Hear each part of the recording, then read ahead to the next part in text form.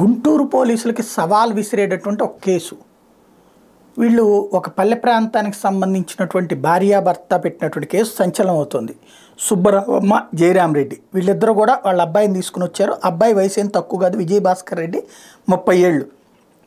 అతనికి చేతికి ఉంగరాలు పెట్టుకునే చోట పుండు పడిందట. దానికోసం ట్రీట్మెంట్ కోసం తీసుకొచ్చారు. ఒక హాస్పిటల్ దగ్గర ట్రీట్మెంట్ అయిన తర్వాతన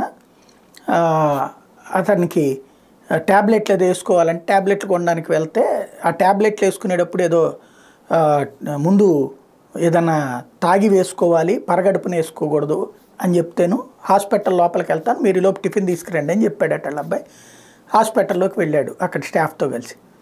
ఆ తర్వాత ఆ మనిషి కనిపించలేదు. ఇప్పుడు వాళ్ళిద్దరూ ఏమంటారు, హాస్పిటల్ వాళ్ళది దీని బాధ్యత, సీసీ ఫుటేజ్ తీయమన్నారట. సీసీ ఫుటేజ్ రేపు పొద్దున రమ్మన్నారట. రెండో రోజున వెళ్తే సీసీ ఫుటేజీ లేదు, మేము అది రికార్డ్ చేయలేదు అని చెప్పారట. ఇప్పుడు వాళ్ళిద్దరూ చెప్పేటటువంటిది ఒక సంచలనాత్మకమైనటువంటి ఆరోపణ.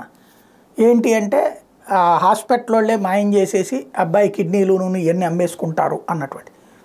వాస్తవంగా 30 ఏళ్ల మనిషి మిస్ అవుతాడు అనేటువంటిది అయితే ఉండదు.